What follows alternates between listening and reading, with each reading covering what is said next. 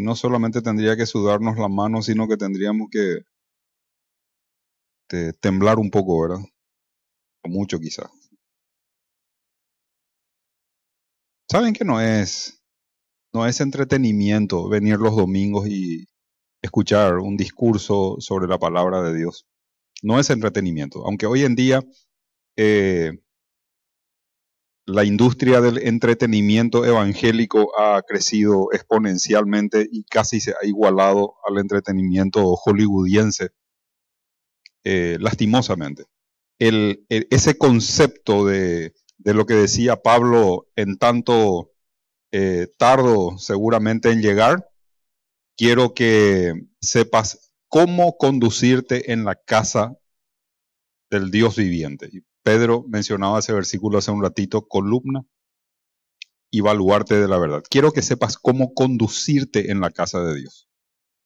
Saben que hoy en día la gente no sabe cómo conducirse en la casa de Dios. Cree que conducirse en la casa de Dios es exactamente igual a cómo conducirse fuera de la casa de Dios. La casa de Dios tiene un vecino, así como todos nosotros no vivimos en medio de la nada, vivimos al lado de la casa del vecino, ¿verdad? Y mi vecino tiene otro vecino que soy yo, y yo tengo un vecino que es mi vecino, que está al lado mío, ¿verdad? ¿Y quién es el vecino de Dios? ¿La casa de quién está al lado de la casa de Dios? La casa de Satanás, ¿verdad? Ese es el vecino más cercano de Dios, Satanás. Y el problema es cuando nosotros, y da gusto luego ir a la casa del vecino, en realidad que es un problema con los chicos, la casa del vecino. Tenemos que habituarles a que se queden más en casa, ¿verdad? Y Pablo le dice a Timoteo, quiero que sepas cómo conducirte en la casa de Dios. Hay una forma, hay una manera que hemos olvidado cómo conducirnos en la casa de Dios.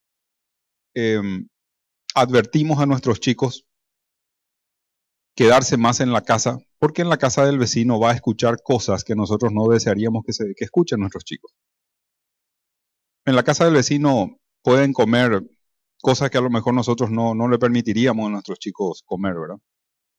Y así también es Dios. Dios quiere que sepamos cómo conducirnos en su casa, quiere que permanezcamos más en su casa, quiere que pensemos más en su casa, porque allí vamos a alimentarnos de la manera que Él quiere, con la dieta que Él tiene para nosotros. Y es una pena la desprolijidad actual de los creyentes en la casa de Dios. Da pena el desaliño con que venimos a la casa de Dios, espiritualmente hablando.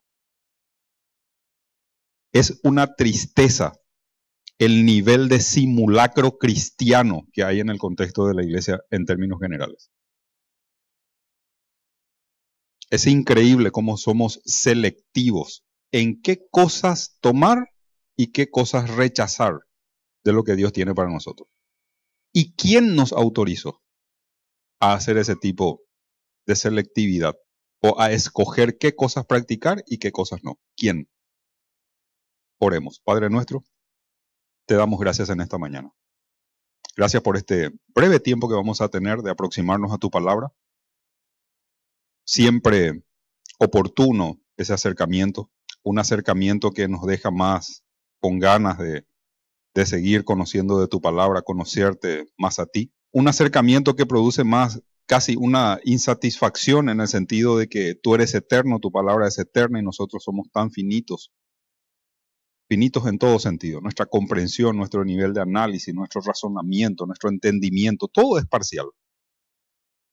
Vemos como por un espejo, pero el día de mañana vamos a ver de forma perfecta, con un entendimiento lúcido, claro, lógico, de lo que tú tienes para nosotros. Pero, mientras estemos en esta situación, ayúdanos, Señor, a que podamos entender y por sobre todas las cosas, esto poco que estamos entendiendo, ponerlo en la práctica.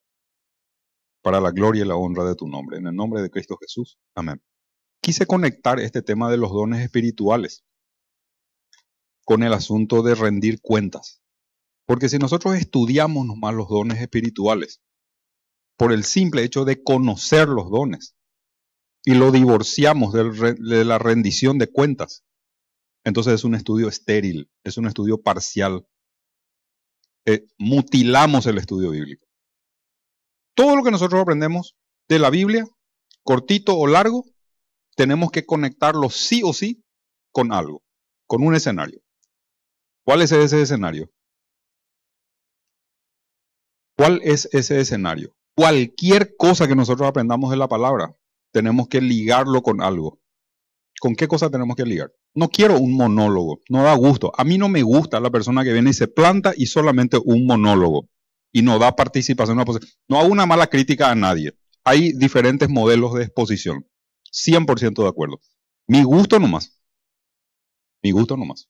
Quiero que me respondan, hermanos, cuando les pregunto, ¿con qué tenemos que conectar nuestro estudio bíblico personal? ¿Con qué?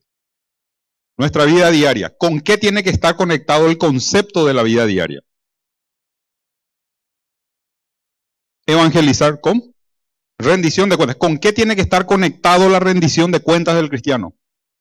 Con la palabra de Dios. ¿Con qué tiene que estar conectada la rendición de cuentas del cristiano? Estamos hablando entre hermanos no neófitos en este salón. Con el tribunal de Cristo. Si yo pierdo de vista el tribunal de Cristo, estoy estudiando álgebra con la Biblia. Si yo pierdo de vista el tribunal de Cristo, estoy leyendo un libro de novelas. Neruda.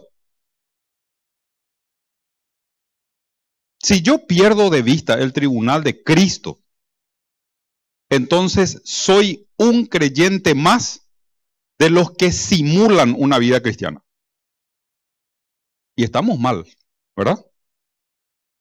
Decía Warren Wiersbe en un librito potente que dice, practica su iglesia lo que predica. Y en ese librito, él en la introducción plantea esto y dice, hace años la iglesia tenía que, o sea, el mundo tenía que mirar a la iglesia para saber qué tan mal está el mundo. Dice.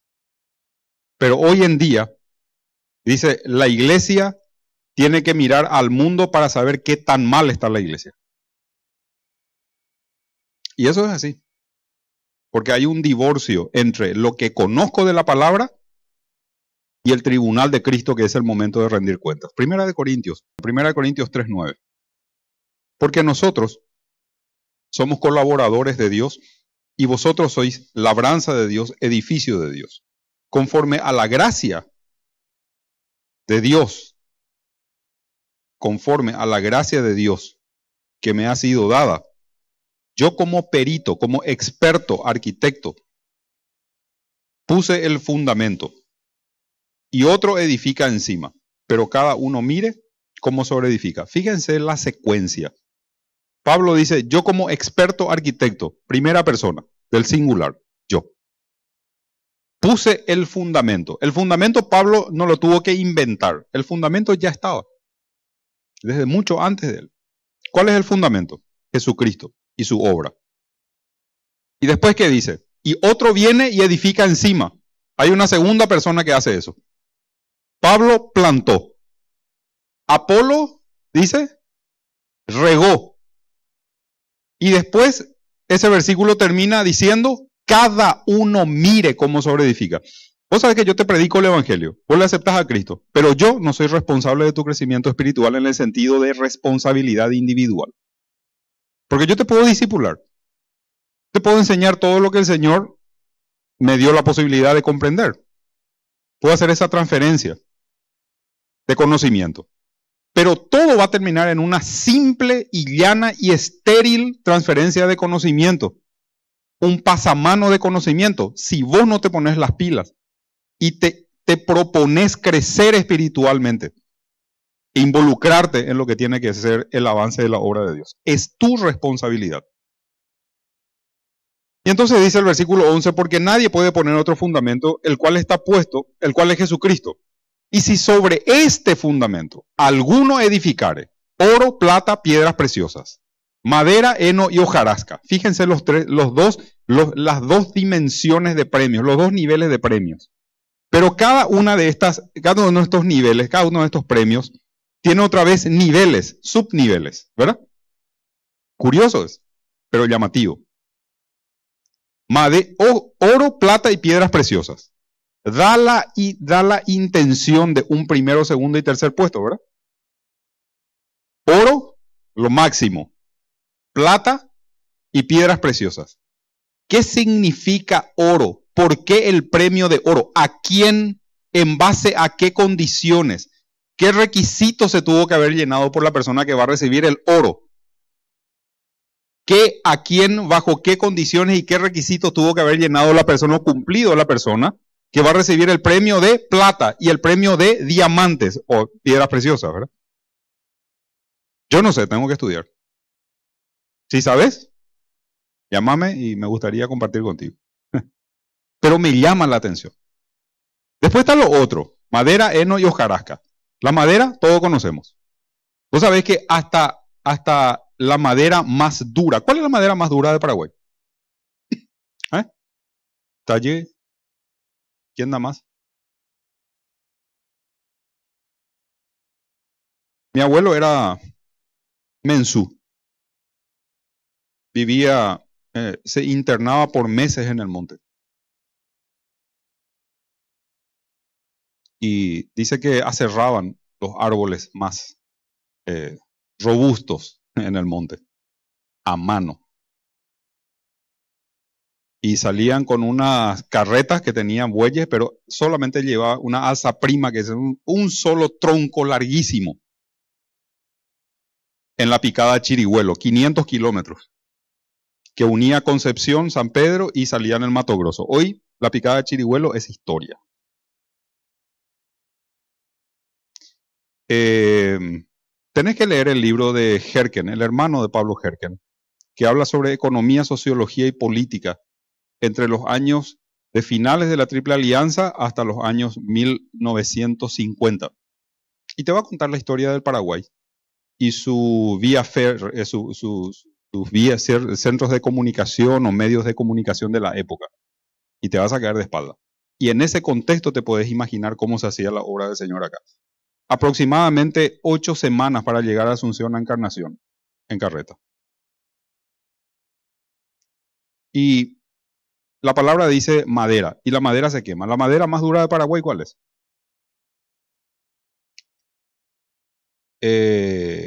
Urundeú, Purupaú.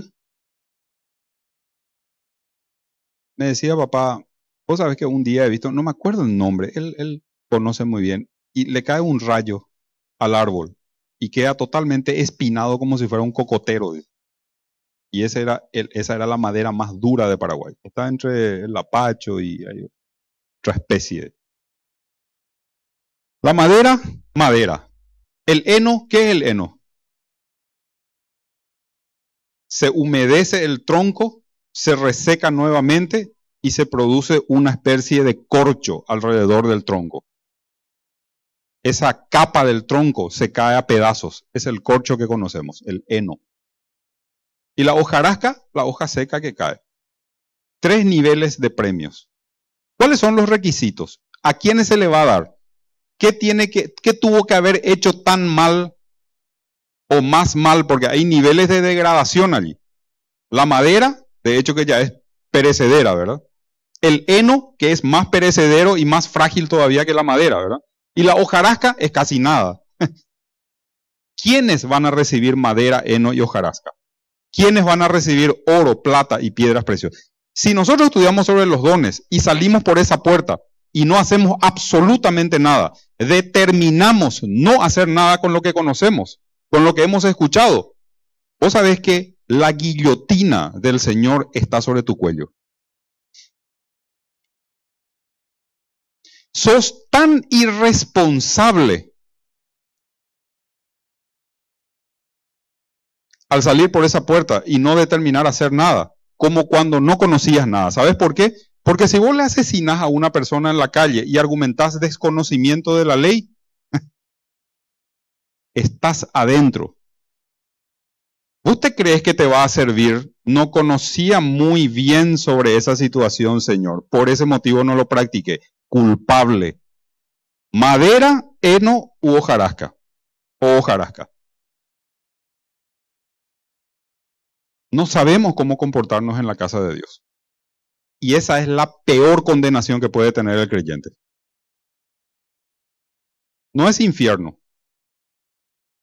pero podemos crear un infierno en la propia iglesia. ¿Sabes por qué? Porque si vos no creces espiritualmente, si no tenés discernimiento de dónde estás y qué tenés que hacer, sos problema para la gente que está alrededor de vos.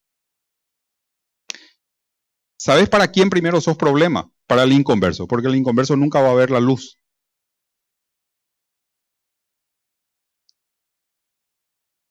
Es exhortación, no reprensión.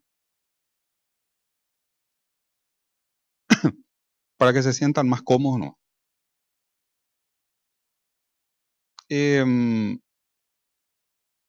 Es importante conectar lo que conocemos, porque cuando conecto con ese tribunal, entonces me siento responsable y motivado a hacer algo con mi vida. Me siento empujado a hacer algo con mi irresponsabilidad. Con mi descompromiso. Lo que tenemos más es descompromiso.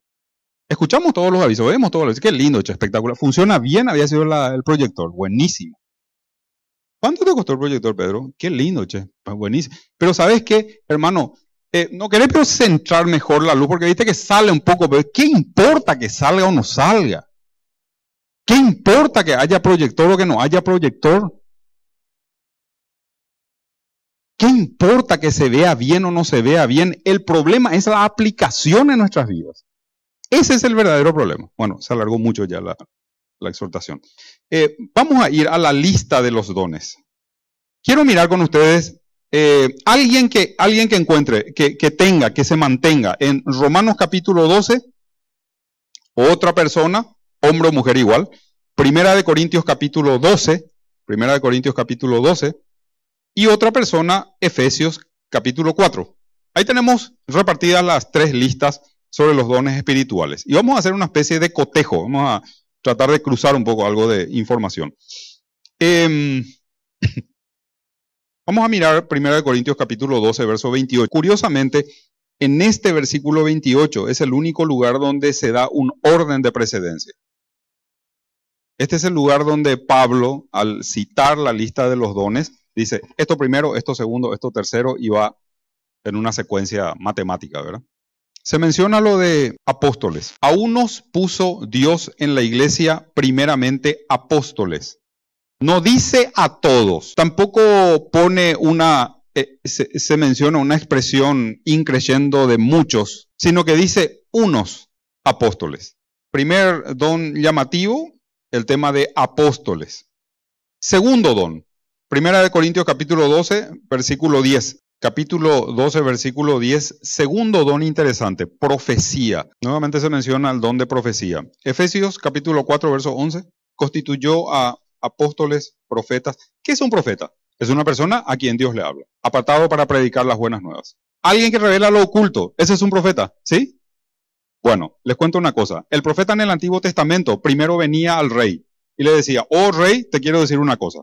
¿Vos conocés la historia del pueblo de Israel? Tu pueblo, ¿conoces? Sí, bueno, no es tu pueblo, es el pueblo de Dios.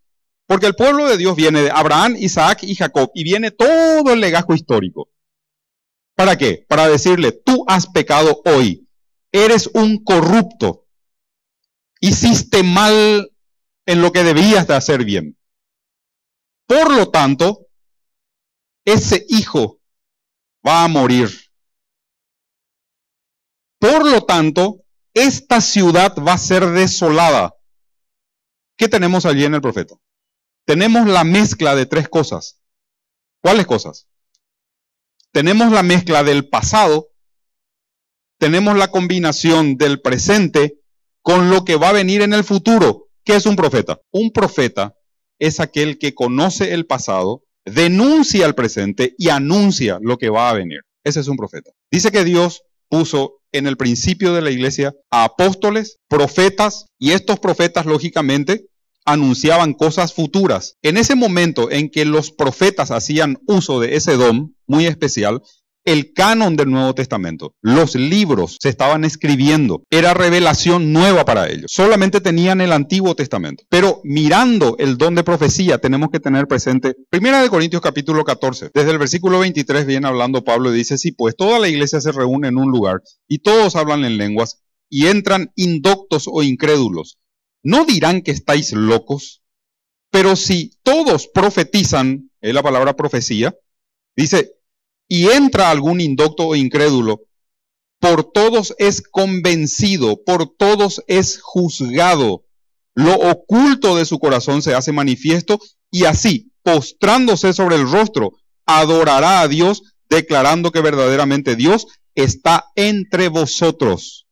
Aquí, el significado del don de profecía o el significado de profecía no está ligado con el tema de decir el futuro o leerle las manos a alguien o decirle qué es lo que le va a pasar y de qué se va a enfermar y cuándo le va a atropellar un tren. No tiene nada que ver con eso. Tiene que ver con la proclamación del mensaje. Cuando nosotros leemos la Biblia nos lee a nosotros. Cuando vos predicás el mensaje, por más de que le digas un versículo bíblico a la persona, un solo versículo, te calles y te vayas, ese versículo bíblico va a terminar escaneando el espíritu de esa persona.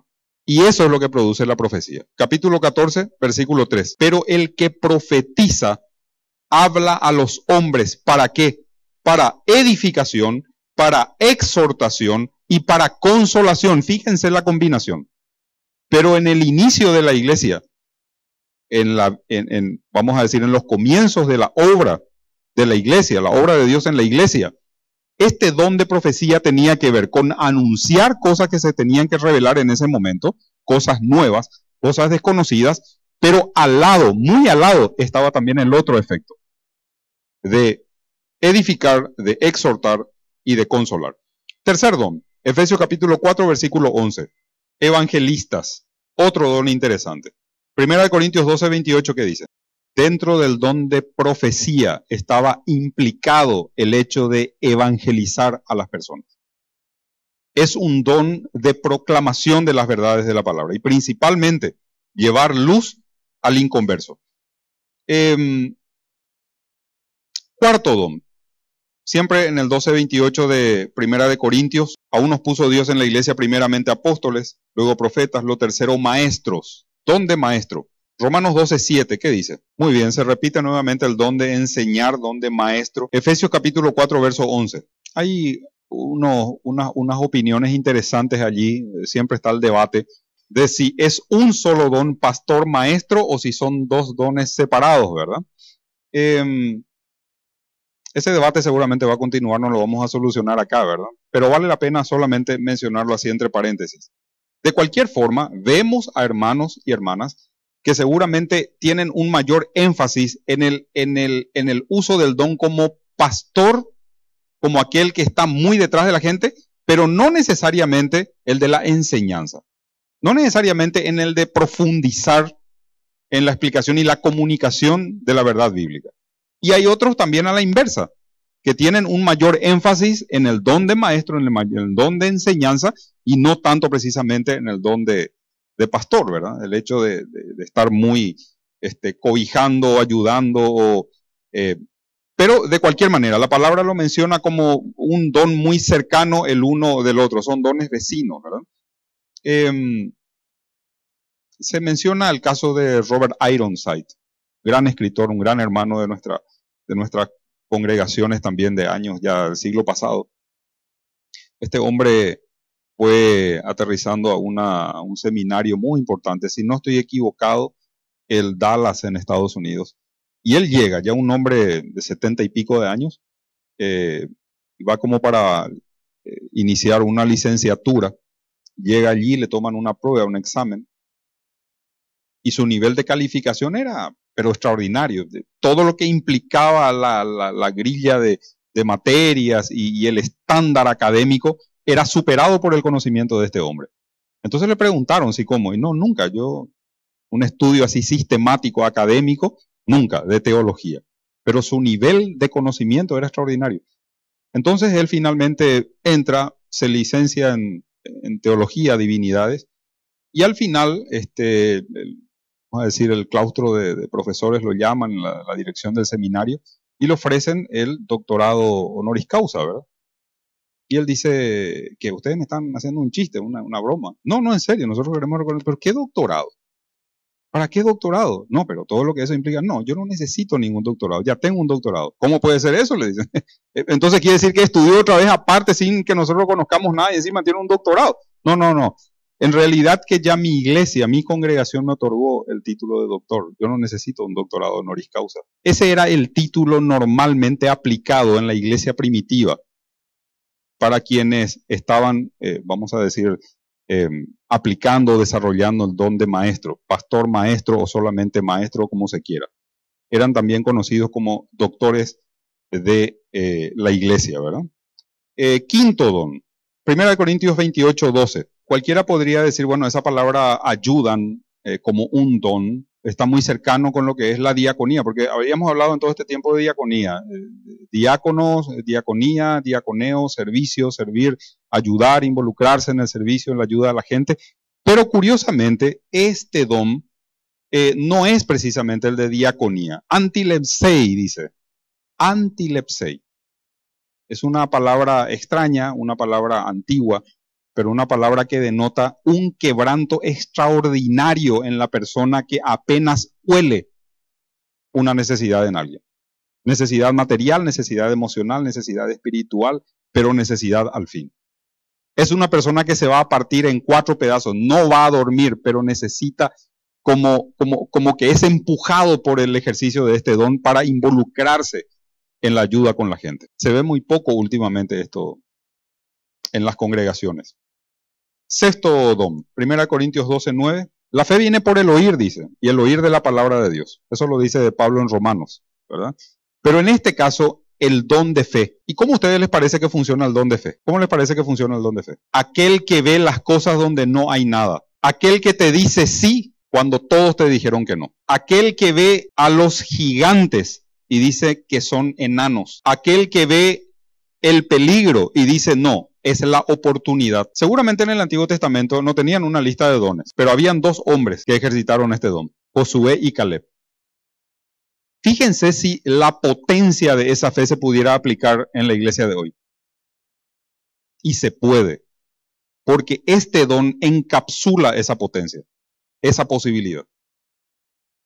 Cuando todos te dicen que no se puede, este hombre o esta mujer con don de fe te dice, olvídate de todos, porque yo no soy todos, ni todas. Yo veo la potencia de Dios y las posibilidades de Dios ante las limitaciones de las personas. El Señor Jesucristo ejercitó el don de fe en su máximo nivel. ¿Sabes cuándo? Cuando vio a las personas que estaban recostadas y tenían hambre, ¿verdad? ¿Y qué le dijo a sus discípulos? Vengan un poco. ¿Cuál es la situación? No, y ya necesitan comer y vayan a darle de comer. Y se miraron entre ellos, ¿verdad? ¿Qué es lo que veía el Señor? ¿Qué es lo que vio el Señor cuando le trajeron los peces y los panes? ¿Qué vio el Señor?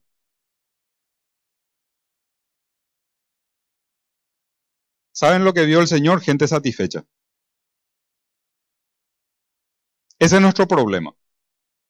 Nosotros no vemos el resultado, vemos el proceso. Porque nosotros como seres humanos estamos limitados por el espacio, tiempo y materia. Y si eso no se manipula, entonces no se puede ver el resultado. Dios salta todo ese proceso. Ve el resultado final. Grave confusión de parte de los discípulos. ¿De dónde vamos a sacar la comida para dar a alimentar a la gente? Y se confundieron en su rol. El Señor no te llamó a vos ni a mí a ser fabricantes. El Señor nos llamó a ser repartidores. El problema de la multiplicación era problema de Dios. ¿Por qué vos tenés que empeñarte en tratar de hacer algo que Dios va a hacer? Peor todavía, ¿por qué tenés que hacerte culpable de dudar de lo que Dios puede hacer?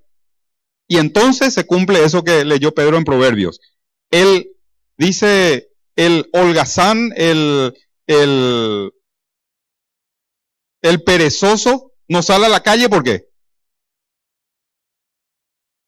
Porque el león va a salir y le va a comer. Y entonces el holgazán se queda nomás tranquilo. ¿Sabes qué? Somos holgazanes en la obra de Dios. Realmente. Nosotros tenemos que arrepentirnos de eso. Somos holgazanes. Eso es delinquir, ¿verdad, doctora? O sea, somos delincuentes, somos delante de Dios. Somos, ¿cómo es que le llaman al juez? Prevaricato. Prevaricato es cuando yo conozco la ley, sé cómo tengo que aplicar la ley y no lo hago. Al contrario, aplico, pero aplico al revés a conveniencia de las partes, incluido yo. Nosotros somos prevaricadores, somos de la palabra de Dios. Violando la ley. Todos nosotros somos prevaricadores de la palabra de Dios, de lo que conocemos de la Biblia. ¿Y sabes qué? Tenemos que arrepentirnos de eso. ¿Sabe una cosa? Los dones espirituales y el funcionamiento de los dones nunca se va a dar en esta congregación si yo no arreglo mi situación delante de Dios. ¿Cómo pueden funcionar? ¿Cómo puede funcionar el don que hay en mi vida? Primero lo que no sé qué don tengo. Primero, para empezar nomás luego. Y dice que la ignorancia en la palabra de Dios es rebeldía. Y te voy a mostrar dónde está. Romanos, capítulo 1.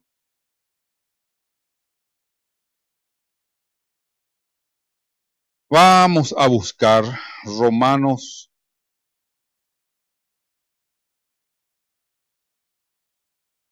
Romanos capítulo 2, versículo 4. Fíjate lo que dice. O menosprecias las riquezas de su benignidad, o menosprecias. ¿Cuántas veces menospreciamos las riquezas de su benignidad? Andamos por la vida menospreciando las riquezas de la benignidad de Dios. Realmente, si pensás bien, estamos en ese grupo. No hay vuelta que darle. Menospreciamos, dice, las riquezas de su benignidad. Todo lo que Dios nos da y nosotros somos mezquinos con Él. Es más, somos quisquillosos con Él. Dice, o menosprecia la riqueza de su benignidad, paciencia y longanimidad, ignorando que su benignidad te guía al arrepentimiento. La longanimidad, ¿sabes lo que es? Era la tela, la carpa gruesa que utilizaban en la época de Cristóbal Colón para poner a los barcos, para que el viento venga y empuje y lleve la carabela por donde tenga que llevar. Esa era la longanimidad. El nombre de la carpa gruesa, no se podía poner cualquier tipo de tela, porque el viento iba a romper, ¿verdad? La longanimidad significa una bondad y una misericordia, una paciencia extremadamente larga y flexible significa. Y Dios tiene una paciencia larga y flexible sobre nosotros, todos los días. La ignorancia es símbolo de rebeldía en la palabra de Dios, o argumentar ignorancia. Te guía al arrepentimiento, pero por tu dureza y por tu corazón no arrepentido, atesoras para ti mismo ira para el día de la ira y de la revelación del justo juicio de Dios. Vos sabés que el tribunal de Cristo va a ser un justo juicio de Dios. Por eso muchos vamos a apartarnos tristes, dice. Yo no sé si esto pesa realmente en tu corazón o te da exactamente lo mismo. Si te da exactamente lo mismo, estás mal y estoy mal. Pero si esto pesa, vos sabés que la próxima semana, esta semana, hoy, esta noche, hoy al salir de acá, vamos a encargarnos de nuestra propia vida. Vos y yo somos los únicos que podemos encargarnos de nuestra vida. Don de fe. 7. Romanos 12, 8 se menciona exhortación. ¿Hace falta que les explique sobre este don? No, ¿verdad? Lo único que les puedo decir que no es reprensión, es exhortación. 8. Discernimiento de espíritus. 9. Lenguas, capítulo 1 de 1 Corintios 12, 10. Ahí se da también en el 12, 28 de 1 Corintios milagros. 1 Corintios 12, 9 y 28, 30 se menciona 2 veces sanidades. Romanos capítulo 12, versículo 8 se menciona el que reparte. Capítulo 12, versículo 8 se menciona misericordia. Y Romanos 12, 8 también menciona el que administra. Hay algo curioso. En todas las listas no se menciona don de anciano. ¿Por qué el don de anciano no se menciona?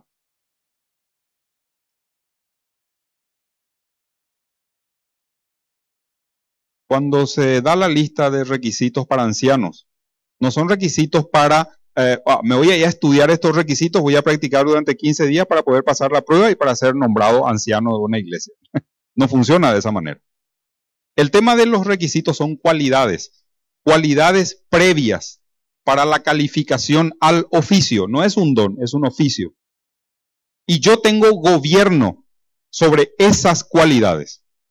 Dependiendo del Señor y trabajando en mi vida espiritual, yo puedo potenciar esas cualidades. El don en sí tiene toda la potencialidad. Dependiendo de mis condiciones espirituales, el don se va a notar y va a ser de beneficio para los hermanos. Si el fruto del Espíritu Santo no se ve en tu vida, amor, gozo, paz, los tres primeros resultados, las tres primeras cualidades del fruto en singular tiene que ver entre Dios y vos. Amor, gozo y paz. Amor. Cristo te amó, por eso se entregó por ti. Y por amor te salvó. Gozo, la experiencia de la salvación. Y paz, Dios hizo la paz entre los dos, o sea, puso su paz entre vos y Él. Y aparte de eso, puso su paz en vos. La paz de Dios y la paz con Dios. Amor, gozo y paz. Dios y vos. Amor, gozo, paz. Paciencia, benignidad, bondad. Tiene que ver entre vos y tu prójimo. Amarás a tu prójimo a pesar de ti mismo. ¿Sabes por qué no le amamos al prójimo como tiene que ser? Porque nos incluimos nosotros, pues. Nuestros requisitos primeros están. Lo que a mí me va a satisfacer primero y después está mi prójimo. ¿Quién te enseñó eso? El diablo te habrá enseñado. Te puedo asegurar que el diablo es un excelente intérprete para su gusto. Pero nosotros terminamos aprendiendo la doctrina del diablo. Y la doctrina del diablo es amarte a vos mismo y despreciarle a tu prójimo. Y cuando intentás amarle a tu prójimo, tenés que pasarle tu lista de requisitos. Primero tenés que cumplir esto conmigo y después voy a estudiar la posibilidad de amarte. No, el Señor dice, amarás a tu prójimo como a ti mismo. Y eso significa a pesar de ti mismo. Entonces, amor, gozo, paz. Paciencia, benignidad, bondad. La combinación de las tres cosas. Amor, gozo, paz, paciencia, benignidad, bondad. Fe, mansedumbre, templanza. Eso tiene que ver con las cualidades internas tuyas. Amor, gozo, paz, paciencia, benignidad, bondad. Fe, mansedumbre y templanza. Fe, mansedumbre y templanza. Y sabes una cosa, vos no podés agarrar y decir, bueno, voy a practicar amor y a ver un poco amor, gozo, paz, paciencia, benignidad. Amor, gozo, paz, paciencia, benignidad, bondad, fe, templanza. Mansedumbre, templanza y a practicar. No existe, porque es el fruto. Ahora, con la carne no hay problema, porque dice, manifiestas son las obras de la carne, dice, ¿verdad? Y en la carne no hay problema, porque dice las obras, no dice la obra de la carne, las obras. O sea, vos podés elegir o adulterio, o podés elegir, ¿qué puede ser? Inmundicia, puede elegir lascivia, cualquiera de eso puede elegir y ya está, no hay problema. Se diversifica, pero en el caso del fruto del Espíritu, no cumplís uno y estás cocinado. Fíjate que el fruto del Espíritu no es un don. El fruto del Espíritu viene como consecuencia de tu comunión con Dios. No necesitas descubrir el fruto del Espíritu. El fruto del Espíritu brota porque sí. ¿O vos acaso podés acelerar el proceso de crecimiento de la mandarina metiéndote dentro de la mandarina? No se puede, ¿verdad? No te vas a meter dentro de la banana para tratar que la banana crezca más rápido. ¿Qué tenés que hacer para que la banana y la mandarina crezca más rápido? Abonar la planta. Vos y yo somos plantas. ¿Por qué te digo que vos y yo somos plantas? Porque dice que somos labranza de Dios, dice Pablo. Perito, arquitecto, labranza de Dios. Nuestro problema es que vivimos la vida cristiana transgenizada. Comés, ves, escuchás, consumimos cosas que no le hacen bien a esta planta espiritual. Para que el fruto del Espíritu pueda acelerarse en tu vida, ¿sabes qué tenés que hacer? Voy a cortarla ya. No, déjala, Señor, un año más. ¿Y qué va a hacer el que va a cuidar esa planta? ¿Qué iba a hacer? Cavar y abonar a su alrededor. Tenés que cavar y abonarte alrededor de vos, porque vos sos la única planta que se puede mover en este planeta. Sos la única planta que puede pensar. Sos la única planta que puede agarrar una pala, cavar a tu alrededor, quitar toda la porquería que hay y poner las verdades de la palabra. Y de esa manera el fruto del Espíritu va a terminar transformando tu vida. Y para que el don espiritual pueda ser descubierto de tu parte y pueda desarrollarse en beneficio de la iglesia, no puede suceder eso si el fruto del Espíritu no fue desarrollado primero. ¿Cómo podés tener el don de fe si no tenés amor, gozo, paz, paciencia, benignidad, bondad, fe, mansedumbre, templanza? ¿Cómo podés pretender enseñar si no tenés amor, gozo, paz, paciencia, benignidad, bondad, fe, mansedumbre y templanza? ¿Cómo podés pretender ayudar a tu prójimo, tener don de misericordia, tener don de, sin tener amor, gozo, paz, paciencia, benignidad, fe, mansedumbre y templanza? ¿Cómo es posible? Es ilógico. No se puede. Daikatui.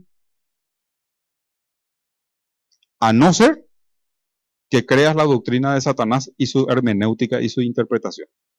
Que estás libre para creer eso. Ni Dios se va a oponer a eso. Ni Dios se va a oponer a que creas la doctrina del diablo. ¿Sabes por qué no se va a oponer? Porque cuando Él te deja hacer lo que a vos se te antoja, es la peor disciplina que puede venir de parte de Dios para vos. La peor disciplina que puede haber de parte de Dios para nuestra vida, ¿sabes qué es? Que Él nos permita cumplir con nuestro capricho. Pero esa es la forma en que se destruye la obra de Dios. Pero acordate de una cosa. Yo y vos vamos a encontrarnos nariz con el Señor. Pero no piensen que solamente en el tribunal de Cristo, porque hoy en la iglesia muchos están débiles, muchos duermen, y muchos dicen, algunos están débiles, enfermos y duermen. Y no creas que es por un efecto virósico o bacteriano. No, el tema de la enfermedad no tiene nada que ver con eso. Tiene que ver con tu descomposición espiritual. Y cuando te descompones espiritualmente, tus emociones terminan afectadas. Y estamos todos de punta, no nos soportamos nosotros mismos y menos para soportarle al prójimo, ¿verdad? Así nomás funciona. Entonces tenemos la lista allí completa, 15 dones en total. Voy a corregir uno y les voy a pasar esa modificación. Y finalmente terminamos con una clasificación. Muchos intentan clasificar el tema de los dones. Vigentes, no vigentes, activos, no activos. Me pregunto, ¿quiénes somos nosotros para decir vigente o no vigente, verdad? ¿Quiénes somos nosotros para decir, no, el tema del don de lengua no está vigente? No. Eso, ¿quién te autorizó? ¿Quién te dijo que sí o que no? ¿Y en la palabra está eso? ¿Qué parte? Dame un versículo partido por la mitad para poder aseverar eso. Un misionero va al fondo del África y comienza a predicar y termina predicando en el idioma de los indígenas, cuando no había en ese momento posibilidad de que alguien traduzca a lo mejor en la lengua. Una cuestión circunstancial, una cuestión llamativa, pero se da no siempre. Pero hay casos así, ¿verdad? Pero podemos entrar en una suerte de clasificación y hablar de dones operativos y no operativos, sin con esto precisamente falsear o reñir con el principio de la interpretación bíblica. Y dentro de esta clasificación podemos encontrar 4 clasificaciones básicas, sencillitas. Dones fundantes.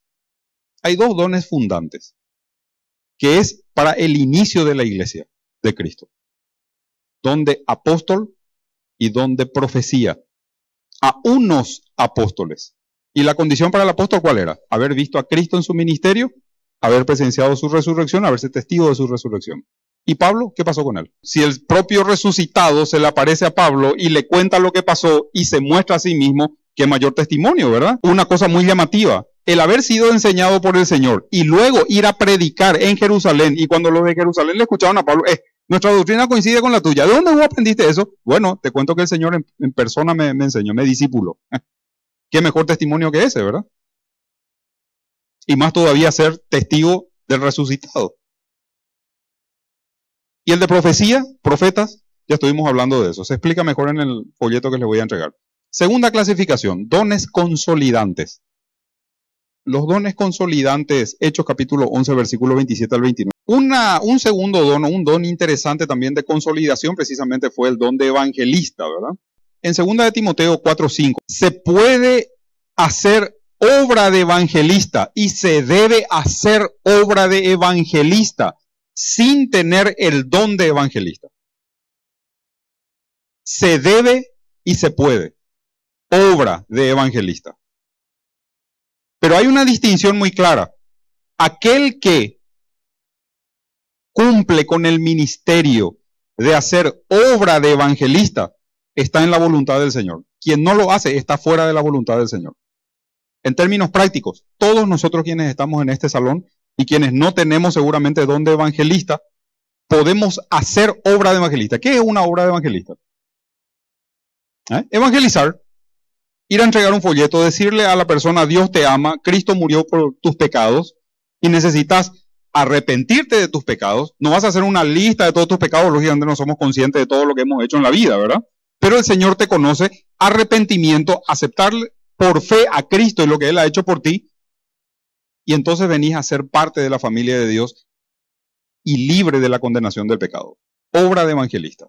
Pero hay una distinción entre quien tiene el don y aquel o quienes tenemos que hacer obra de evangelista. Este era un don consolidante, porque no solamente servía como una señal verbal de que se estaba comunicando la palabra de Dios, sino que también era una autoridad verbal por parte de quienes lo proclamaban, ¿verdad? Hay una tercera clasificación y son aquellos dones manifestantes. Y en este caso voy a puntualizar el caso de don de lenguas, ¿verdad? Cuando en Pentecostés, y esta es la gran confusión que se da, no, todos hablaron en lenguas, estaban los 200 que estaban ahí. Bueno, el texto ahí en el relato sobre Pentecostés se menciona a 12 que se levantaron y hablaron. Y luego se da una lista de regiones, de personas que vinieron de esas regiones a Jerusalén. Si nosotros hacemos un une con flecha de la cantidad de regiones, equivalen a idiomas que se hablaban por región. Y la cantidad numérica de esas regiones con los idiomas correspondientes da exactamente 12. 12 personas que se pararon en ese momento, que eran los apóstoles, incluido Matías, y quienes hablaron en otros idiomas. Idiomas conocidos, no idiomas angelicales o idiomas que no se entendían, eran idiomas traducibles en ese momento.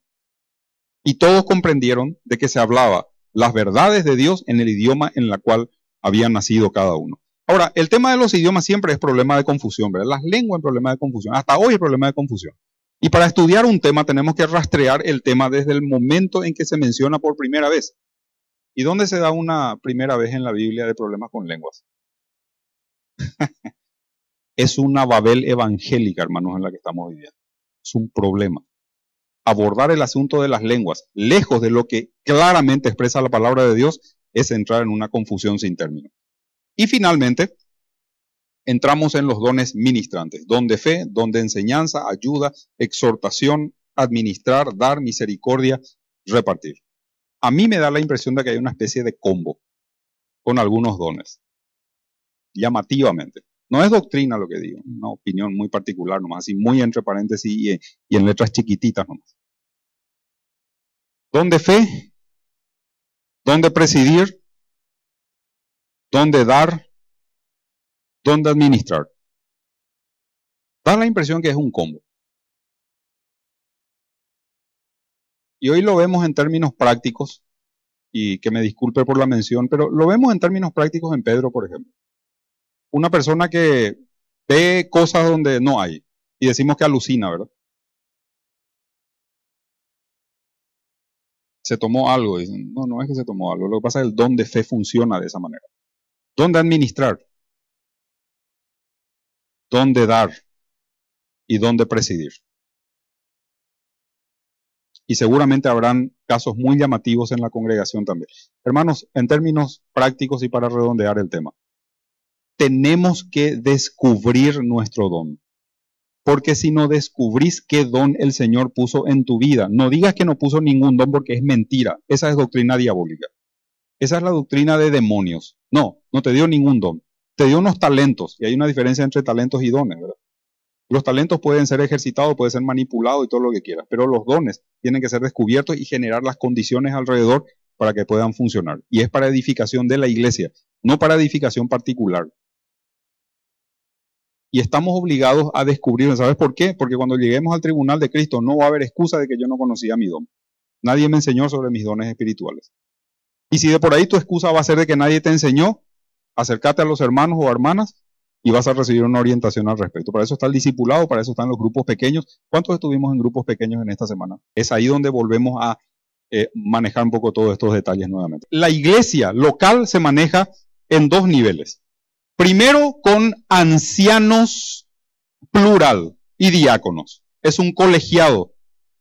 Y en segundo lugar, la obra del Señor crece a nivel interno y a nivel externo en su proyección, flota sobre los dones.